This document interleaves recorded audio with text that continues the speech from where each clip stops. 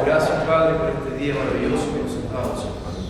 Gracias, Señor, por tu palabra, por tu instrucción, porque todo lo que nos has hablado, Señor, sin duda que será bueno, de eficacia para nuestras vidas, para ser verdaderamente portadores del bien tuyo, Señor, para que tu propósito sea cumplido sobre la tierra, sobre tu iglesia, Señor. Vamos a avanzar en el nombre de Jesús.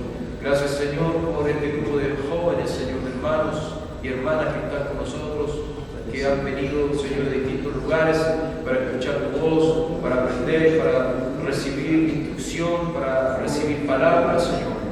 Dios, yo sé que cada uno está recibiendo su parte, su porción de tu bendición, Señor, y esto no será sin causa. Un gran propósito, una gran intención tú tienes y se cumplirá en sus vidas. Gracias, Señor, por todo este tiempo. Te bendecimos y te glorificamos. En el nombre del Padre, del Hijo y del Espíritu Santo. Amén. Primero quiero decir un par de cosas antes que comencemos. Que el peligro de los ministros, o lo más peligroso para los ministros muchas veces, es cuando se acostumbra el ministro a ser, entre comillas, usado para llevar una palabra, y a veces la gente se confía, los hombres de Dios se confían. No digo que no sean hombres de Dios, porque todos nos podemos equivocar. David se equivocó, ¿cierto? Los apóstoles se equivocaron, todos nos equivocamos. No digo que no se puedan equivocar y que porque se equivocaron o porque no se equivocaron dejen de ser hombres de Dios. Creo que no es así, todos nos podemos equivocar. Ahora el problema surge cuando jugamos al filo de la espada, cuando estamos al borde ahí de hacer algo que puede dañar a otras personas. Y yo me he dado cuenta cuando he visitado otras iglesias, que hemos visitado muchísimas iglesias. El año pasado viajé más de 7 u 8 veces fuera de mi país, visité muchas iglesias, visité en muchos lugares, iglesias grandes, pequeñas, ciudades grandes, ciudades más pequeñas, de distintos ministerios. Y yo he podido sacar de todos esos encuentros que siempre hay heridas, como lo que hablamos con el hermano que estaba un poco con una duda ahí, queriendo entender la situación. Y hay veces que lamentablemente los ministros se acostumbran a tener esa posición de predicador o de título, y cuando van a un lugar y por buena onda o porque yo creo que va a funcionar y no tienen la certeza ni la convicción de que Dios es el que está hablando, o simplemente Dios no les habló y ellos se pararon por buena onda, o porque, bueno, Dios, si me escucha, ojalá que se cumpla. Entonces, cuidado con eso, porque yo sé que aquí van a salir ministros buenos, de aquí van a salir gente de Dios que va a ser fuertemente usada. Siempre tenga el temor de Dios, en todos los sentidos, tenga temor de Dios. No porque ya lleva 100 o 200 predicaciones por año, o no sé cuántas conferencias que lo han invitado, usted deja de ser siervo. Usted siempre va a ser siervo. Un pastor dijo un día: cuando entendamos que nosotros no somos los dueños, sino que somos los administradores, cuando entendamos nosotros que nosotros no somos la palabra, que somos el mensajero, que somos el instrumento que Dios está usando, ¿okay? Que nosotros no somos la semilla, que somos el sembrador, entonces Dios va a añadir más gracia sobre ti, más unción sobre ti, porque tú estás ocupando el lugar de siervo y no de dueño. ¿Amén? Entonces tenemos que tener súper claro eso. Yo me he dado cuenta que lamentablemente muchos ministros se equivocan y a veces ministran y profetizan cosas que nunca se cumplen. Y bueno, te dicen después: bueno, es que no es el tiempo, o bueno, es que te equivocaste, no lo supiste entender, y vienen los justificativos y viene el maquillaje para que la herida no se vea tan fea. Entonces, en ese sentido, seamos responsables. Amén. Si tiene una palabra de Dios, que usted tenga la plena convicción de que es Dios. ¿Cómo yo sé? Bueno, porque si tú eres ministro, tú debes saber cómo Dios habla, cómo Dios trata con tu espíritu. Yo no puedo decirte si Dios te está hablando o no. Tú tienes que sentirlo en tu espíritu. Tú tienes que tener una intimidad con Dios y saber cuándo es que Dios te está visitando. Es así como Dios va haciendo un altar junto contigo, que tú conoces la sensibilidad de Dios, tú conoces el silbido de Dios, apacible y delicado cuando Dios te visita. Amén. Yo no puedo decir, yo sé cómo Dios cuando me habla a mí, yo sé cuando Dios coloca una palabra en mi corazón. Quizás si te lo cuento tú no lo vas a entender, porque mi intimidad con Dios, en mí es el trato que Dios tiene conmigo, ¿entiendes? Pero que tengas toda la convicción de Dios fuerte de que lo que tú vas a ministrar, lo que tú vas a hablar, viene verdaderamente de Dios y no porque tú te emocionaste. ¿Amén? Amén. Que eso sea claro. Vamos a hablar un poco de los 5 ministerios que muchos estaban esperando este tema.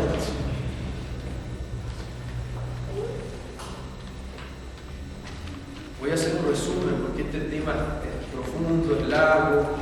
Podríamos estar mucho tiempo hablando acá, mañana también hablando todo, porque es bien profundo. Y vamos a darle una pincelada al día. Amén. Vaya conmigo a Efesios 4. Muy conocido. 4:11, sí, sobre todo los que están estudiando este tema. Efesios 4:11.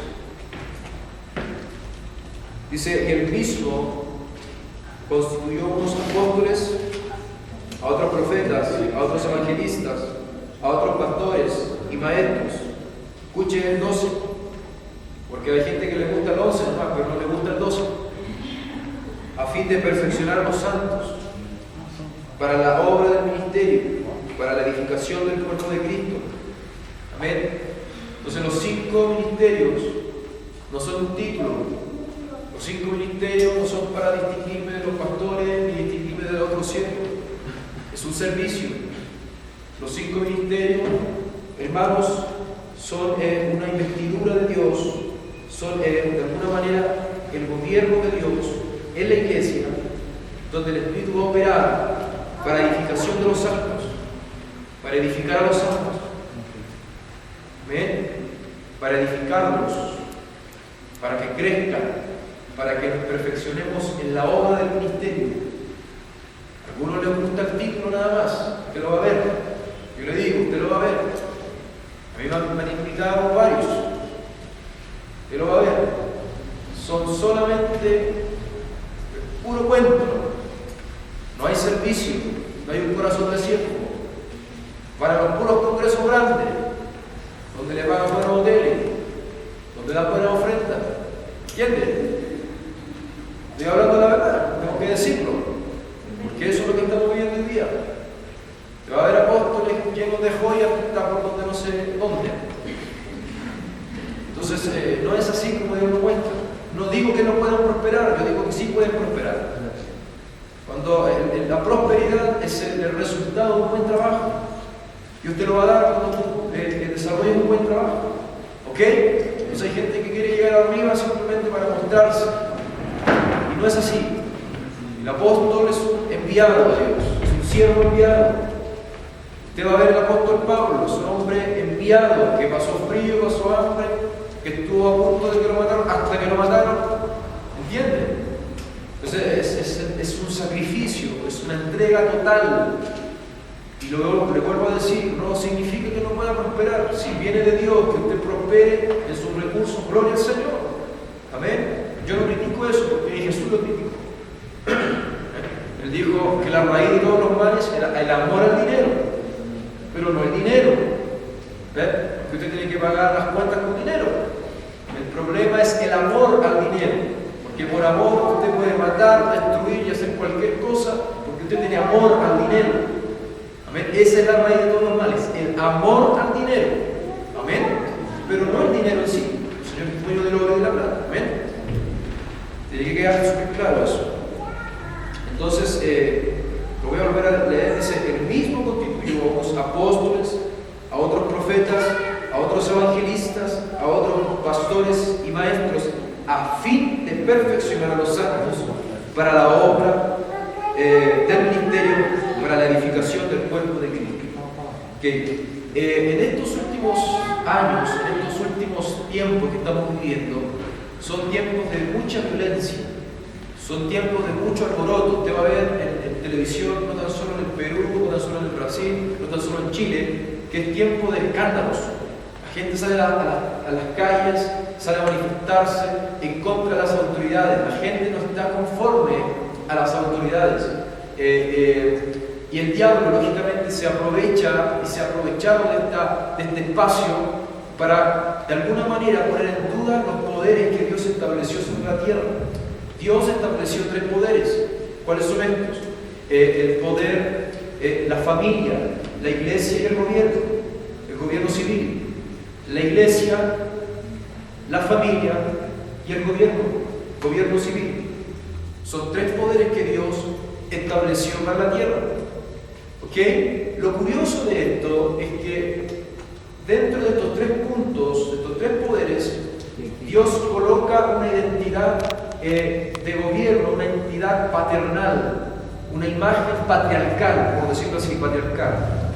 Dentro del gobierno civil tenemos al presidente, tenemos al gobernante, tenemos al rey, ¿es cierto? Tenemos una figura de paternidad, o tenemos una figura de gobierno, en el caso del gobierno civil, que es el presidente, el gobernador. En la familia tenemos al padre de la familia, padre y madre, pero el padre dice que somos la cabeza del hogar. Aquí tenemos una figura paternal, patriarcal, ¿ok? En la familia. Y lo tercero es la iglesia. En la iglesia tenemos al pastor, al profeta, al sacerdote, ¿ven? Tenemos una figura patriarcal. Es importante esto que estoy hablando para que entiendan el concepto de lo apostólico, ¿ok? ¿Qué está ocurriendo? En estos días se ha puesto en dudas estos 3 poderes. La gente no está de acuerdo ni con el presidente, no está de acuerdo ni con los gobernantes. Hay un espíritu de rebeldía. ¿Qué? Un espíritu de rebeldía. La gente no está contenta tampoco con el pastor, no está contenta con la iglesia, no está de acuerdo con la palabra. Y la palabra, como vimos, el reino de Dios no es un cuento de democracia, es democracia. Es Dios gobernando al hombre, Dios gobernando al pueblo. ¿Ven? Entonces, esta rebeldía, usted sabe, ¿quién fue el primer rebelde? ¿Quién fue el primero que se rebeló? Satanás, ¿cierto? Entonces la rebeldía no es de Dios, usted lo va a entender ahora. Y en la familia es el mismo concepto. Mi hermana más pequeña, digo más pequeña, ya es universitaria, es mayor. Ella se está titulando de trabajo social y ella tiene una rama, un estudio dentro de su profesión, que es sociología. Y el profesor de sociología expone que de aquí a un poco de tiempo la figura paternal deberá desaparecer de la familia. Entonces tú te preguntas ¿por qué? Entonces ellos te responden porque la familia es un proyecto fracasado.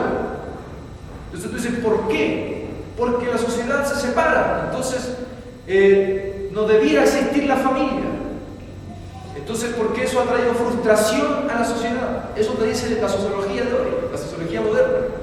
Entonces, el diablo se ha ocupado de destruir la familia, que es uno de los 3 poderes que Dios estableció sobre la tierra, y aún más dañar a la figura paternal, que de aquí a poco la figura paternal no debiera existir. Y ahí se nos ve encima todo el quiebre de sexualidad también, donde no importa si el niño es homosexual o la niña es lesbiana, ¿cierto? Porque se pierde la imagen patriarcal, se pierde también el concepto de familia. Entonces todo esto que viene en este tiempo como un espíritu de rebeldía, quebrantar la familia, hace un tremendo, ¿cómo lo puedo decir? Contrasta con la vida de Jesús. ¿Por qué? Porque al contrario de la vida de Jesús se sujetó a la autoridad, Jesús pagaba sus impuestos, Jesús era ordenado, ¿verdad que sí? Jesús decía, honra a tu padre y a tu madre. Entonces el concepto familiar y contrasta en la vida de Jesús. Jesús es totalmente opuesto a lo que hoy día estamos viviendo. Amén. Tiene que quedar súper claro, Jesús obedecía las leyes del país, reconocía aún el control del gobierno extranjero, pagaba los tributos, cuando debía hacerlo lo hizo, enseñó respeto, obediencia, a los que estaban en la autoridad. Él predicaba acerca de la condición del corazón del hombre, porque sabía que si obedecía a este mensaje, esto traería restauración en todas las áreas de la sociedad. Amén. Eso es importante hablarlo. Entonces, ¿por qué es importante que la figura apostólica, como siervo enviado que hemos hablado, pero también en el hebreo es padre de padres, se restaure en este tiempo? Porque el apóstol que cubre los 5 ministerios tiene la capacidad de ser un padre espiritual, tiene la capacidad de ser un gobernante a través de la palabra, una autoridad de gobierno, una autoridad de padre. Entonces, la capacidad de que las cosas lleguen a un orden, a un equilibrio a través de la unción apostólica. ¿Amén? ¿Está entendiendo lo que estoy hablando, verdad? ¿Sí? Hay algunos que están durmiendo a veces. Están cansados, yo sé que están cansados. ¿Está bien? Ok, Efesios 2:20, pero antes déjame hablar de algo. Dios tiene un plan, una estructura y una estrategia para el cuerpo de Cristo. La iglesia, para que la iglesia funcione, se edifique, crezca con sentido de destino y que cumpla un plan de Dios en la tierra. Esto es importante, con concepto de destino. ¿Por qué con concepto de destino? Porque es increíble que hay iglesias que perdieron el sentido de propósito. Vienen porque hay que venir, no evangelizan a nadie, ¿verdad que sí? Es un estado de comodidad que se vive en esa iglesia. Entonces la iglesia, lo más probable es que de aquí a poco esa iglesia muera, que la gente se va, la gente no se queda, se tienen todos hermanitos que ya están a punto de que se lo lleve el Señor, y entonces la iglesia está quedando vacía. ¿Por qué? Porque perdieron el concepto de destino, de entrar al propósito de Dios. Amén. El propósito de Dios es evangelizar. El propósito de Dios es que la iglesia esté en actividad, que la iglesia vaya por los enfermos, que la iglesia sane a los enfermos, que la iglesia esté en misiones, que la iglesia esté en una movilidad. Amén. Si perdemos esa movilidad, perdemos la vida. ¿Ok? Entonces, el cuerpo de Cristo, Dios tiene un plan, una estructura para que la iglesia funcione, se edifique, crezca en sentido de destino y que cumpla el plan de Dios en la tierra. Esto se va a cumplir a través de los apóstoles, a través de los profetas, evangelistas, pastores y maestros. Vaya conmigo ahora a Efesios 2:20, por favor.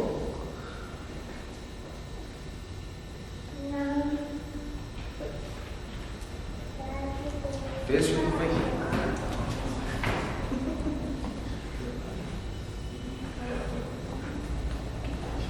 Que creo que otro diga amén. Edificado sobre el fundamento de los apóstoles y profetas, siendo la principal piedra del ángulo Jesucristo mismo. Escuche, dice edificado sobre él. ¿Está escuchando esto? Sobre el fundamento, no sobre los fundamentos, no sobre los fundamentos, sino sobre el fundamento, porque no hay muchos fundamentos, solamente hay uno. Dice la palabra que no se puede poner otro fundamento que el que ya ha sido establecido, que es Jesucristo mismo. Hay un solo fundamento. Hoy día, lamentablemente, tenemos predicadores que ponen muchos fundamentos al Evangelio y no es lo que la Biblia nos muestra, sino que hay un solo Evangelio, un solo fundamento. Dice, en quien todo edificio bien coordinado va creciendo para ser un templo santo en el Señor, que Jesucristo es la piedra angular. Amén. ¿Ustedes conocen la piedra angular? La piedra angular. ¿Ustedes se acuerdan? En la antigüedad había unas medias lunas de piedra, unas puertas que eran bloques de piedra, y eran medias lunas de piedra y puertas para entrar en la antigüedad. Bueno, la piedra angular era la piedra del medio, y resulta que estas piedras no eran puestas ni con remaches, ni con clavos, ni con fierro, ni con nada. Eran puestas una tras otra y se afirmaban de la piedra del medio.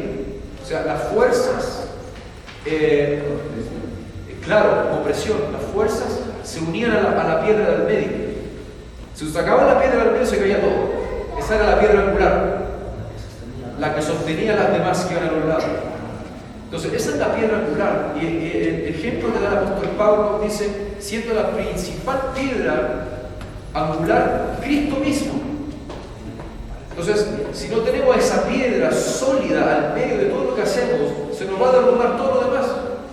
Tiene que estar Cristo al medio de todo. En el centro, el principio, al final, tiene que ser Cristo. Amén.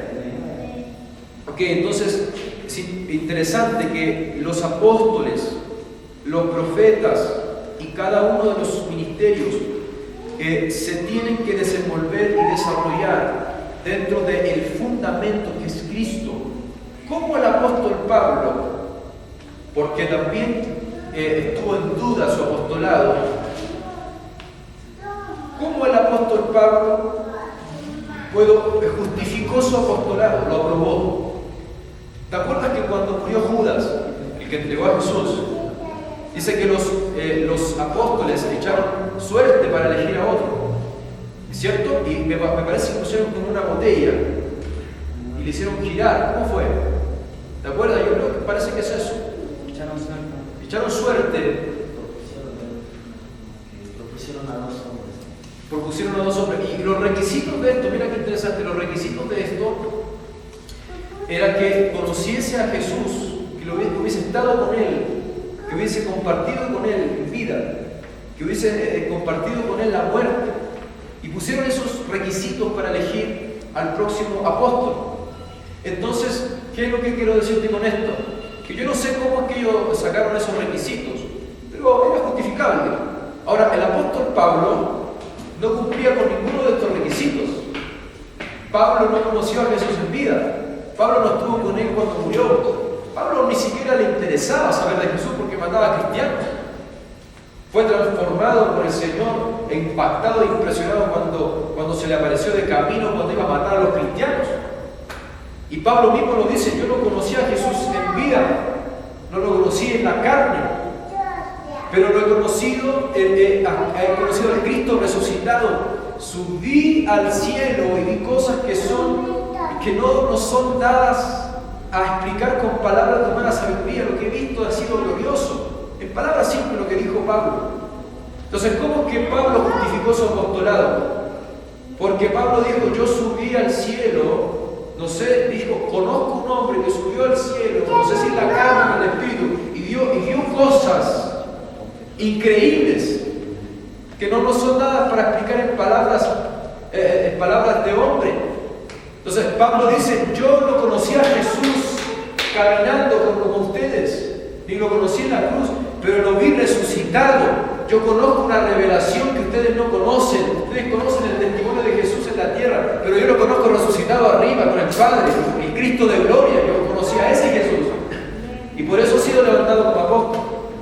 Entonces, ¿cuál es la idea? Que los apóstoles que son del Espíritu, porque los 12 fueron los apóstoles del Hijo, el Hijo los eligió, pero Pablo no fue elegido por el Hijo, fue en el tiempo del Espíritu Santo. Entonces ahí viene el tiempo de nosotros.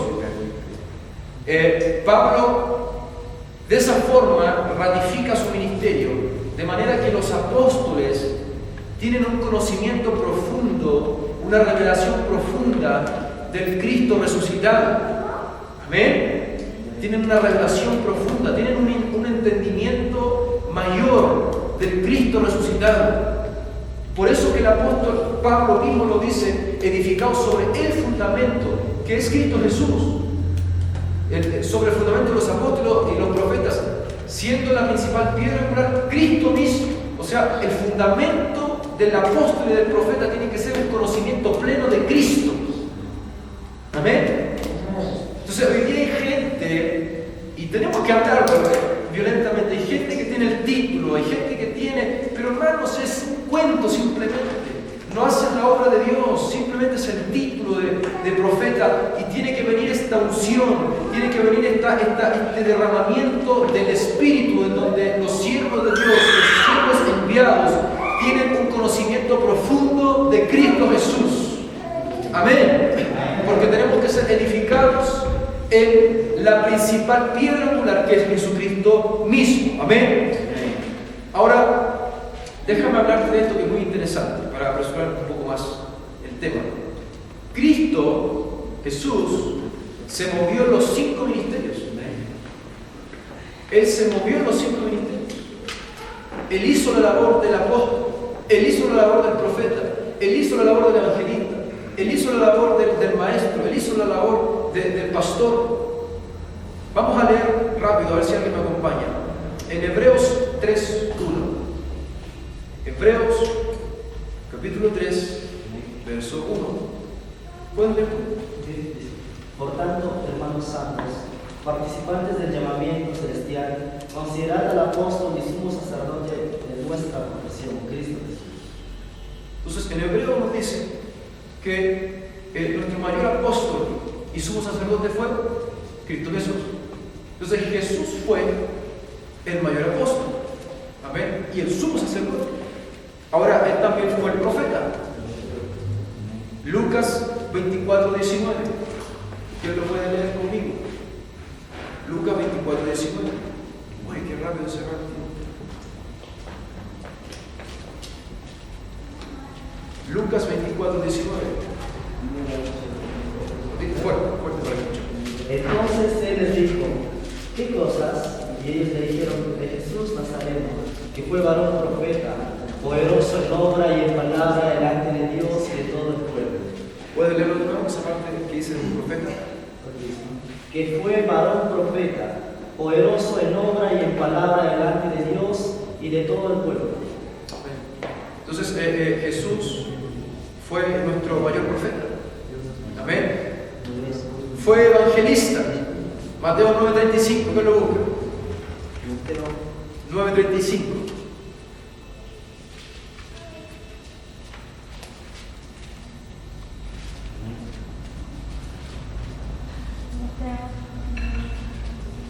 Ella. 9:35. ¿Lo puedes leer tú? Mateo 9:35. El evangelista Jesús. Recorría Jesús todas las ciudades y aldeas, enseñando en las sinagogas de ellos y predicando el evangelio del reino y sanando toda enfermedad y toda dolencia en el pueblo. Amén. Ahí vemos al Señor. ¿Tienes alguna duda? No. Eso está en Mateo 9:35. Vemos al Señor predicando el evangelio, moviéndose de ciudad en ciudad, sanando a los enfermos, predicando en las sinagogas, llevando las buenas nuevas del Señor. Amén. Esa es la función del evangelista. Hablamos también de los dones, que normalmente el don de sanidad y de milagros, el Espíritu lo da para los evangelistas, para todos, pero en especial a los evangelistas, para respaldar su ministerio, para llevar testimonio. Y aquí vemos a Jesús que iba y sanaba a los enfermos, predicaba en las aldeas, predicaba en las sinagogas, y él fue nuestro mayor evangelista. Ahora también fue el pastor. Juan 10:11. Juan 10:11.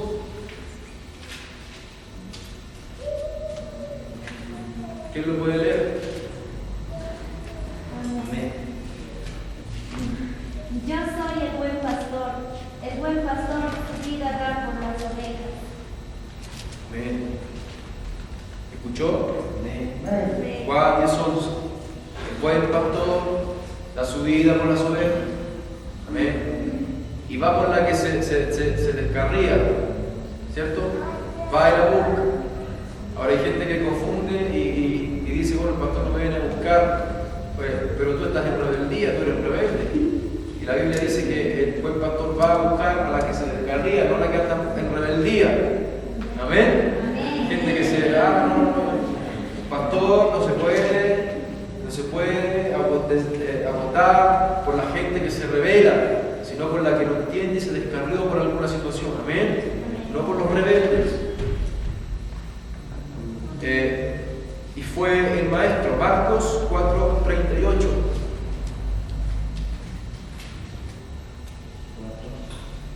Marcos 4:38. ¿Quién lo puede leer? Y él estaba en la popa, durmiendo sobre un cabezal, y le despertaron y le dijeron, Maestro, ¿no tienes cuidado que perecemos? Lee ahora Juan 13:13. Juan 13:13. Juan 13:13. Ahí tienen otro nombre aquí. Del maestro. El maestro de los maestros. Juan 13:13.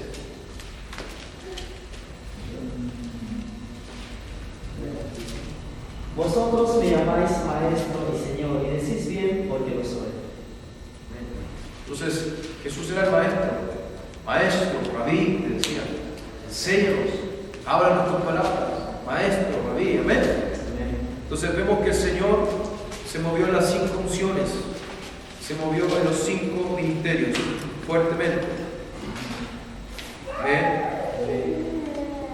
Vamos a ver, me gustaría tocar un tema interesante, que algunos mitos y la teoría del cesacionalismo, no sensación, no de la sensación, es cesacionalismo, de cesar, cesacionalismo.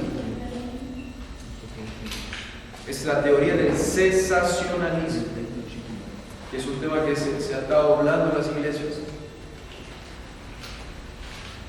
La teoría del cesacionalismo afirma que ciertos dones, en realidad los dones en general, y los ministerios solo eran para el tiempo de los apóstoles, solo era para el tiempo de la iglesia primitiva, que ya no existe más, que ya no existen los dones, que ya no existen los ministerios, que ya no hay profetas, que ya no existe nada. Esa es la teoría del cesacionalismo, que ya cesó. Sí, que solo era para el tiempo de la iglesia primitiva, que ahora ya no existe más. Esa es la teoría del cesacionalismo. Pero vamos a hablar un poco de esto para aclarar este tema. Martín Lutero era uno de los que decía esto. Martín Lutero Dios lo usó para traer un avivamiento, despertar, pero él pensaba que esto ya se había terminado. Y esto, lógicamente, Dios ha venido trayendo claridad, porque en el tiempo en que la iglesia tuvo un periodo del ocultismo, del oscurantismo, fue justamente porque los apóstoles de alguna manera no entendieron esta idea de Dios, que en el hebreo apóstol es padre de padres. O sea que yo estoy enseñando a mi discípulo porque yo soy padre espiritual, pero yo entiendo que mañana mi discípulo también va a ser padre espiritual, ¿me entiendes? Es padre de padres. Lo que yo voy a hacer con mi hijo, el día que nazca hijo o hija, yo le voy a enseñar a ser un buen padre, responsable, porque yo sé que mi hijo pequeño mañana va a ser un padre, y va a ser padre de padres, porque va a engendrar otro hijo, y ese va a ser padre también. Entonces fue de alguna manera lo que los apóstoles no entendieron. El que más lo entendió fue Pablo. Pablo tomó a sus hijos, a Timoteo, les decía, porque yo los di a luz en mi espíritu. Vosotros sois el sello, la marca de mi apostolado, decía el apóstol Pablo. Era el que más entendió esta idea. Pero lamentablemente, cuando muere el último apóstol Juan, el último apóstol que murió, el cristianismo estaba en crecida, estaba creciendo. Roma estaba mirando este crecimiento. Era una secta para Roma. Pero como ellos eran manipuladores y lo que ellos querían era poder, riqueza, ellos se abuenaban con la gente, pero por debajo te robaban todo. Eso eran los romanos. Entonces cuando ellos vieron que esto estaba creciendo, que ya no había cómo pararlos, se abuenaron con ellos y les metieron unos obispos. Un estudio largo, estoy resumiendo simplemente, metieron unos obispos y manipularon el tema de la Basílica de San Pedro. La Basílica de Pedro es una manipulación histórica, eso nunca existió. Entonces, ahí entró el cristianismo católico, que habla de un cristianismo mundial. Católico habla de universal, global, donde se toma la palabra y se aceptan todas las culturas, se abuenan todas las culturas, se le dice sí, amén a todas las culturas, y yo te meto a Cristo entre medio. O sea, es una mezcla de cosas. Ahí entró el tiempo del oscurantismo de la iglesia. Usted sabe que la iglesia católica romana llegaba a los pueblos, y los pueblos tenían sus dioses, sus imágenes, de bueno, métela a la iglesia, aquí metemos una Ave María y un Padre Nuestro, y tú te quedas con tus dioses y te metemos el Cristo. Es una mezcla. se prostituyó la palabra de Dios. ¿Por qué? Porque se perdieron los padres espirituales. ¿Ven? Se perdió el padre, el apóstol, se perdió la identidad de paternidad, de siervo enviado, se perdió. Y ahí se manipuló la historia y entró el catolicismo, que todos conocemos que ha hecho mucho daño.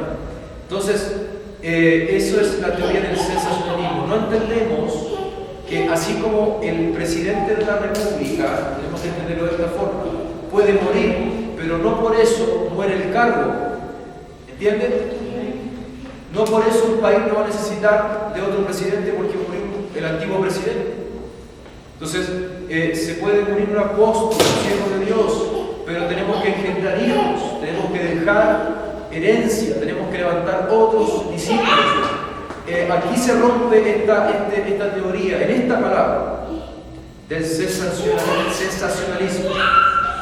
Dice la palabra de Dios, esta teoría, recuerde usted que expone que esto era solamente para la iglesia primitiva, pero el apóstol Pablo dice en Efesios 4:13, dice que hasta que lleguemos a la unidad de la fe, ¿verdad? Dice luego, a la medida de la estatura de la plenitud de Cristo. Entonces, vamos a leerlo con más claridad todo el verso. Efesios 4.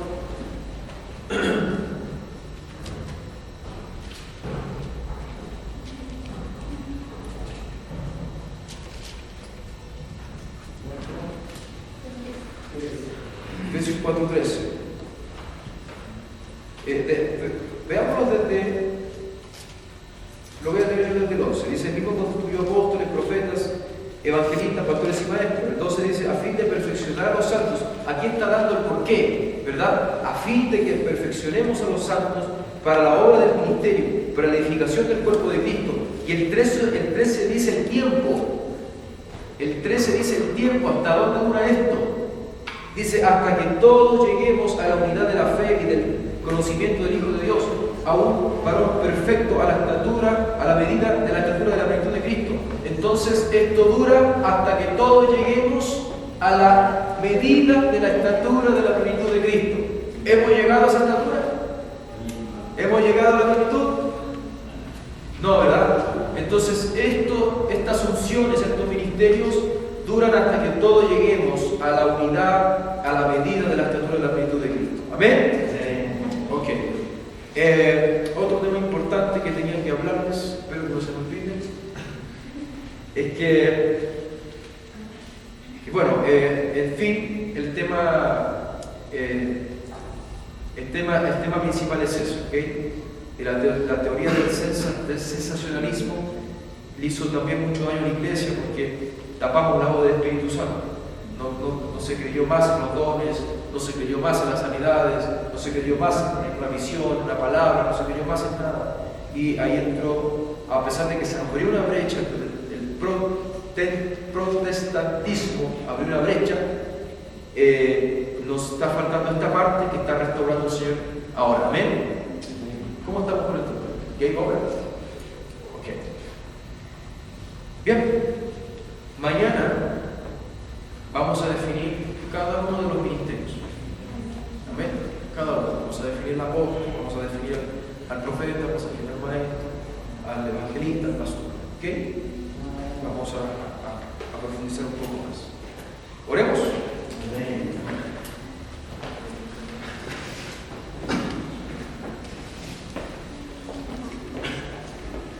Hermano, ora por la vida.